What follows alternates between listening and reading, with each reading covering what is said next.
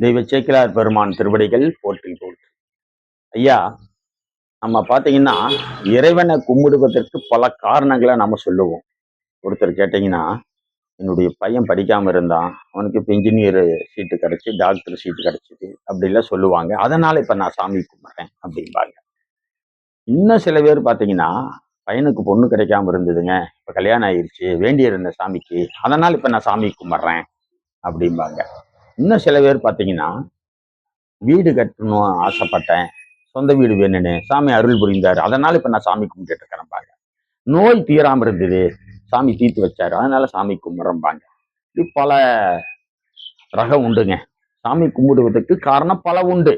ஆனா ஒருத்தர் பாருங்க, காரணம் சொல்றாரு. ஆனா புதுமையா இருக்கும், வித்தியாசமா இருக்கும், வியப்பா இருக்கும் உங்களுக்கு. அது யாருன்னா, எம்பெருமான் நாயன்மார்களில் ஒருவரான எம்பெருமான் நின்ற சீர் நெடுமாறன் நாயனார். அவர் சாமி கும்பிட போறாரு.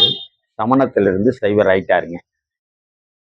இப்ப ஆலவாய் சொக்கரை வழிபாடு பண்ண போறாரு. முதல் முறை சாமியை பார்க்கறாரு.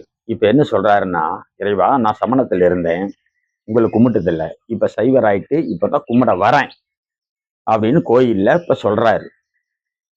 எனக்கு ஏன் உங்களை இப்ப நான் கும்பிடுறேன், வழிபாடு பண்றேன், கும்பிட போறேன் அப்படின்னா, என்னுடைய நாட்டு மக்கள்லாம் நல்லா இருக்கிறாங்க, அதுக்காக உங்களை நான் கும்பிடல. என்னுடைய மனைவி மக்கள்லாம் நல்லா இருக்காங்க, அதுக்காக உங்களை நான் கும்பிடல. இந்த உலக துயர்கள்லாம் நல்லா மகிழ்ச்சியா இன்பமா வாழுது, அதுக்காக உங்களை நான் கும்பிடல.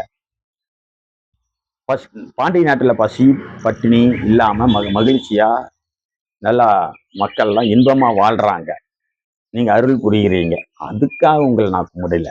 வேற எதுக்கு கும்பிடுறேன் அப்படின்னா, இந்த மண்ணுலகத்துல திருஞான சம்பந்தரை கொடுத்தீங்க பாத்தீங்களா, அதுக்காக உங்களை நான் கும்பிடுறேங்கிறாருங்க.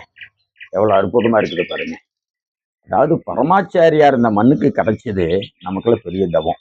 அவங்க இல்லைன்னா நாம இல்லை, சைவம் இல்லை. அப்படிப்பட்ட பரமாச்சாரியாரை கொடுத்தது இறைவன்.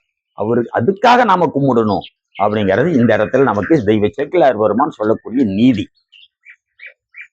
தென்னவன் பணிந்து நின்று திரு அளவாயில் மேவும் மன்னனே அமனர் தங்கள் மாய்கையால் மயங்கியான் உன்னை நான் அறிந்திலேனே உருப்பினி தீர்த்தாற்கொள்ள இன்னருள் பிள்ளையாரை தந்தனை இறைவா என்றார் அப்படின்னு ஆசிரியர் பெருமான் சொல்லுவாரு பெரிய புராணத்துல. அப்படிப்பட்ட பரமாச்சாரியாரை நாம போற்றுவோம், வணங்குவோம்.